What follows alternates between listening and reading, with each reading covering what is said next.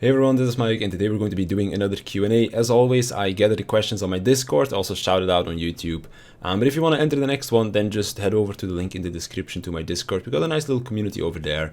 And then if I do another one, which will probably be after Endwalker comes out at this point, then you can go and answer me some questions over there if you want to do so. I also noticed when I was setting up the camera and stuff that the webcam quality seems kind of shit at the moment.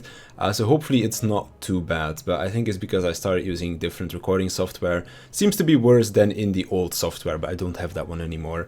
So hopefully it doesn't look too bad, but of course you don't necessarily have to look at anything, because I'm just gonna be talking and answering some questions. Let's begin with the first one. Simon asks, what classes did you try in Lost Ark? So I've actually tried a lot of them. For the ones that I've gotten all the way till endgame were Destroyer, the one with the big hammer, Scrapper, which I don't remember the actual name of. It's the one with the big fists for like the Korean version, because Scrapper is what they're calling it in the Western version. Then there is Paladin. We have, what was it called again? Arcana. And then I believe Blade I also got there. Oh, and then Striker, which I got to do in the last closed beta test as well. So those are the ones that I all played up to level 50. As for other ones that I've tried, I have done Soul Fist, Lancemaster, Demonic, and Blade. Those I've all tried as well, up to like level 30 or so. But I didn't get to play them at endgame, because I've been playing a lot on the Russian and the Korean server over like, what is the last 2 years at this point, I guess. So those are all the classes that I've tried. I've also played around with like some of the other ones like Battlemaster, Hawkeye, the female gunslinger and such. But I never really got all that far with them. I maybe played up till the first dungeon, and that was about it.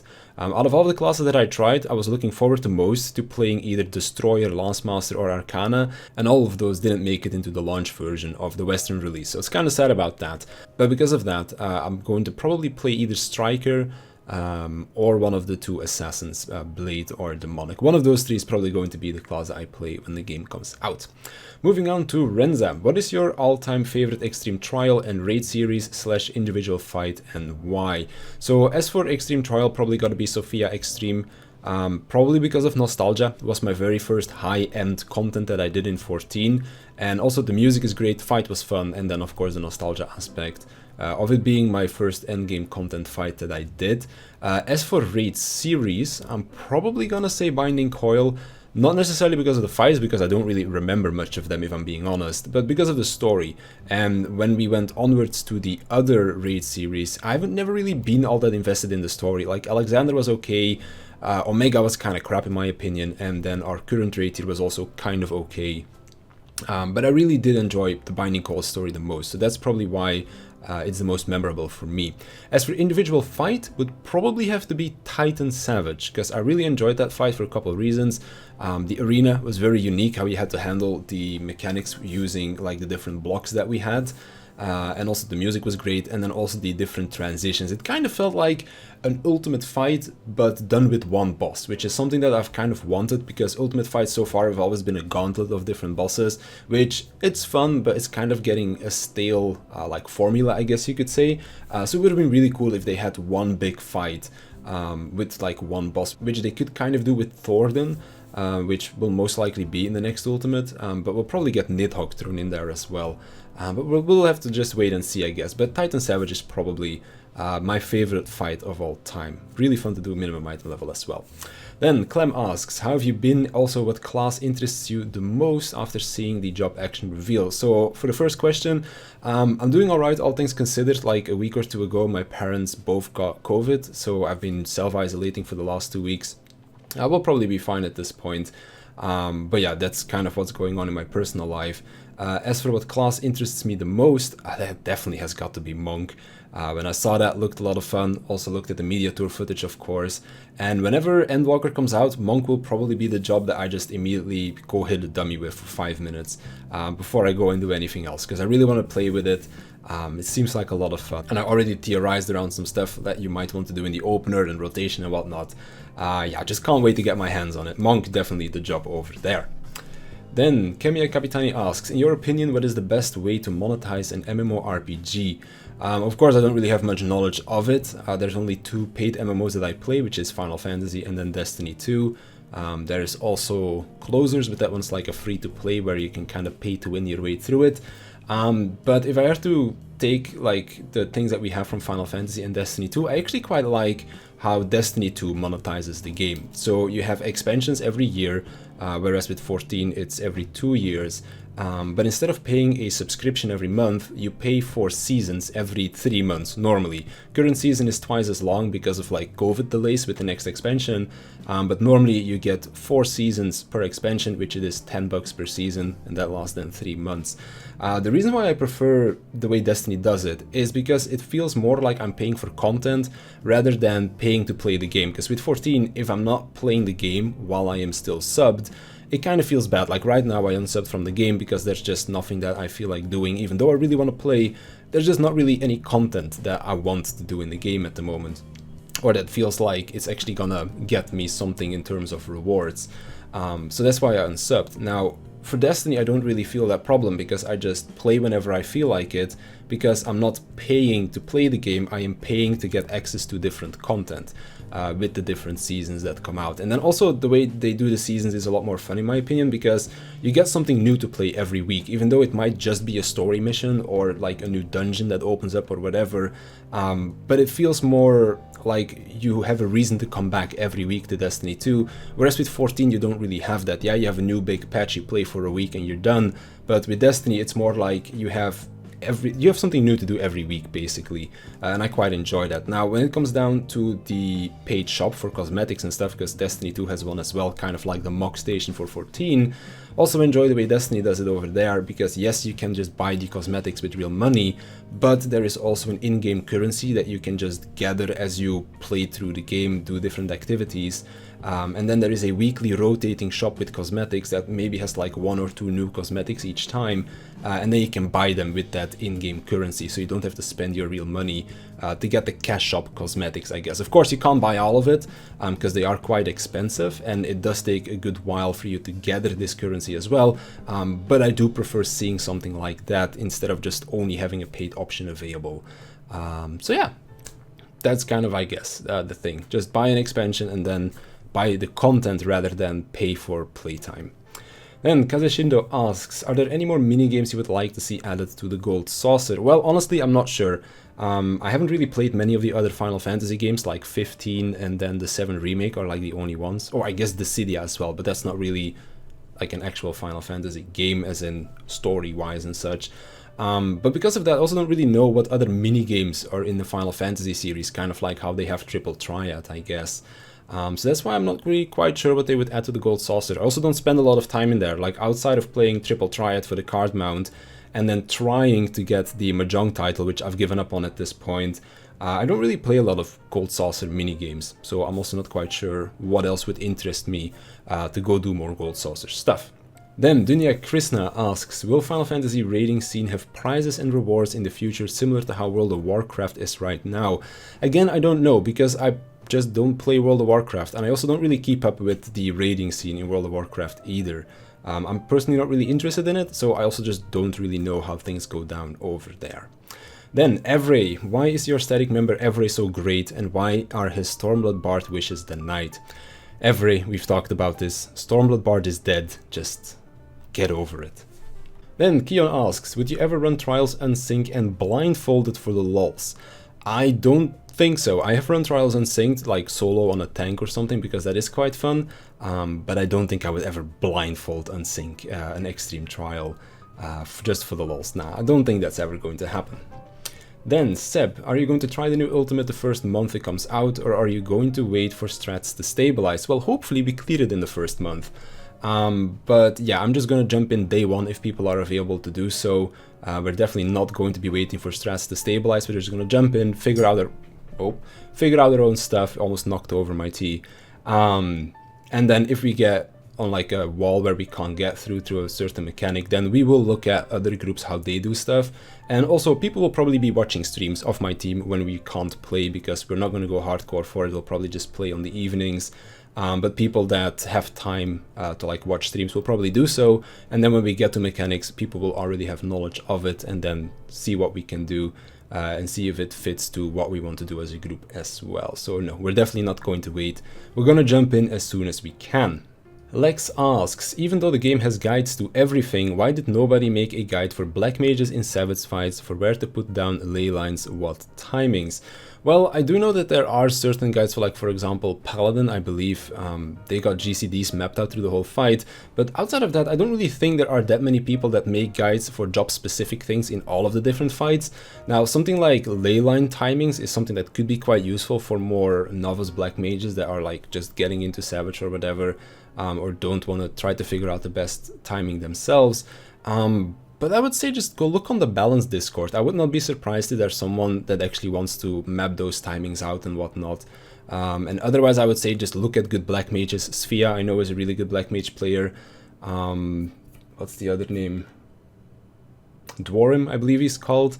Is also a really good black mage player, but I don't know if he still just plays black mage in Savage all the time. I just know from like a few years ago when we played together very briefly that he does quite enjoy black mage, but I don't know if he plays it in Savage as well. But yeah, I would just say look at the balance or something. Maybe they have something for you. Why people don't do it? Maybe there's just not enough demand, but if you ask, who knows, maybe somebody will want to do it. Then the question from YouTube, Adsub23 asks, do you ever get nervous near the end of an ultimate raid, Perfect Alexander, Golden Bahamut?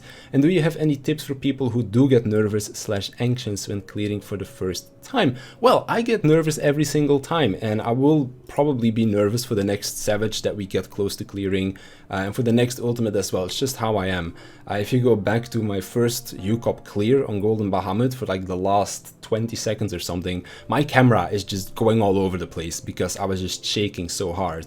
And when we did finally get the clear, I think I was shaking for like 2 or 3 minutes afterwards as well, because that was just such an ecstatic moment, because I've been progging that for like 2.5 months straight. With those people for like 5 days a week. So us clearing that was quite the achievement, and I think everybody was just kind of letting all the adrenaline go, I guess you could say. Any tips for that? I would just say you need to get to that point more often. Like every time I get there, I still get nervous, I still get very excited, and there's always a lot of adrenaline going through my body at that point. But the more times you reach that enrage or you get close to getting that clear, I guess you get kind of more relaxed each time that you get there, past the first time that you get to that point in the fight. But of course, every time that there is an actual chance at you clearing, the adrenaline is just gonna be there again. And I don't really think there's anything that you can stop to do that outside of just go play some more, I guess. Then Kazeshindo with a second question. Any guesses as to what the trial mounts will be, or do you have anything you'd hope they will be? I'm not quite sure. Like, we've had dogs, birds, horses, now we had dragons, which if anything I would have hoped for dragons, but we got that in this expansion, so I don't think we'll get dragons again. Although these weren't really the dragons that I personally would have wanted, but well, I don't think they'll do it again. But I guess maybe cats or something. I'm really not sure what else the trial mounts would be. I'm just open to be surprised and see what they end up being. Then Ichigo asks, what job are you planning on playing for progression during the next raid tier? Warrior.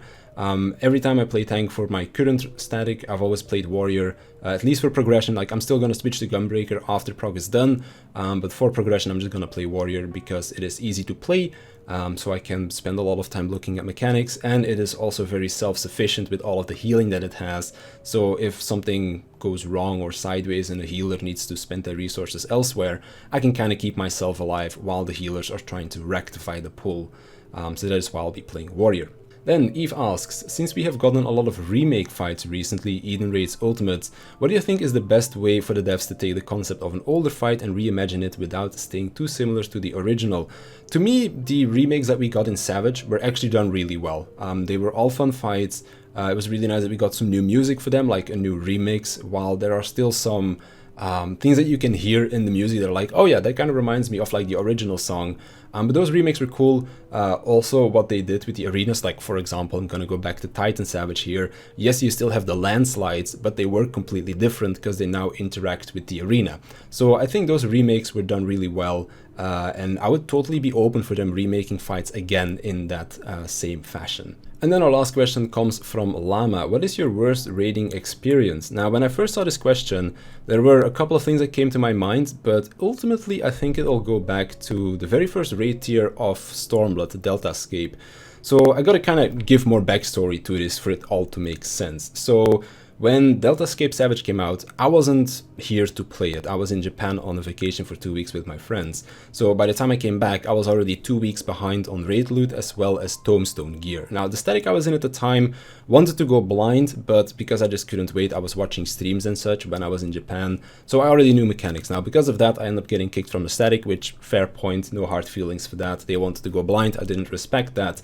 But because I still cleared O3 with them, Halicarnassus, I did spend some of my tombstones that I did end up getting in like the 2 weeks or something that I was playing the game on my ninja, and then also whatever raid loot I got was also spent on my ninja. So after we cleared E3, I ended up then getting kicked from the static, which again, fair point. And then when I went looking for a new static, I wanted to play Red Mage, because that's the job I originally wanted to play, but I ended up playing Ninja because that's what my static wanted me to play at the time. So when I went looking for something new, I was like, I'm gonna just see if I can find a static that wants me to play Red Mage. Ended up finding that, but the static had a couple of issues. Now, the very first week was fine, but I ended up getting 2 pieces of raid loot, which were the boots for caster and then also a tombstone upgrade. Back then, of course, loot worked differently like it does right now, because you had to have the specific piece drop, like caster boots, tank chest piece, that kind of stuff. There weren't any coffers like there are right now in Shadowbringers. So because of that, and also then because we also had 2 casters, because I was playing Red Mage, we also had a Black Mage in the group, it meant that basically from that point onwards, like from 2nd week onwards, they started using Loot Master, because I had gotten 2 pieces of loot. And from that point onward, whenever caster loot dropped, it would always go to the Black Mage, even if it was not best in slot for him. And I also never saw another upgrade piece again. And then 2 weeks after I joined, we had a warrior join as well, because they needed a tank replacement, because the tank they had couldn't keep playing anymore. And he was in the same boat as me, that he basically never got any loot. Now, eventually, I did stick with the group because there was a chance at clearing, and I wanted to clear the raid tier more than I wanted loot.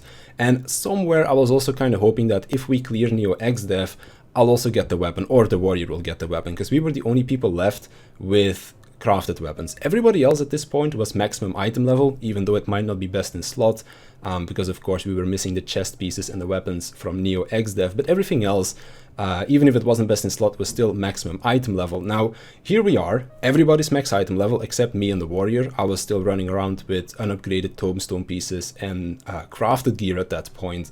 So when we finally do clear Neo XDev, I was like, well, this weapon has to go to either me or the warrior, right? That would just be fair. And it didn't. It ended up going to the other tank player, who, by the way, mained Dark Knight, but played Paladin for Neo XDev for the extra mitigation, because Dark Knight didn't really have any mitigation at that point. But he did have upgraded tombstone weapons for both, and on top of that he also got a raid weapon, so of course wasn't very happy with that. And then to add insult to injury, when we looked at the logs, I was also set there top DPS. Now, back then a red mage should not have been top DPS in the first place when you have a black mage and a monk in the group, and also the fact that they were pretty much best in slot and I was running around with scuffed gear, so that kind of made everything a whole lot worse than it should have been. Eventually, the week afterwards, we weren't going to be raiding together as a group because some people couldn't make it to raid that week. So they said we could just go do it in Party Finder or whatever. I decided to contact the group to take me through weeklies for a week. And then they just said, oh yeah, you're probably just trying with another group because we're not good enough for you. And then in the end, I was just like, you know what, I should probably just go look for a different group, because the way that I was treated here is definitely not the way it should be, because everybody should get loot evenly and such, and that definitely was not a fun experience. So I guess that's probably my worst raiding experience that I have had, just purely because it wasn't a lot of fun, like the way the group handled things, and in the end, like the atmosphere in the group also wasn't really all that fun anymore. But in the end, it did mean that once I did leave that group and went looking for something else, I ended up joining a group that did a lot of speed killing, log running, optimization, and it's because I ended up joining that group that I am the player that I am today, because if I had never joined them, I probably wouldn't have improved as much as I did in a short amount of time that I did. And then I maybe would have never gotten into ultimate raiding, and then I wouldn't be here. So on one end, it was a very bad experience at the time, but looking back on it, if that hadn't happened, I probably would have never joined that other group. If I had never joined that group, I probably wouldn't be sitting here right now. So kind of like silver lining, I guess you could say. But those are all the questions for this Q&A. If you want to send in your questions for the next Q&A that I might do, then head over to the link in the description to my Discord, because that's where I will announce them. And I'll also announce it in a YouTube post, but I always prefer to gather my questions on my Discord, like I have always done. But that's gonna do it for me for today, so I want to thank you for watching. I want to thank my Patreons for their support, and I'll see you in the next one.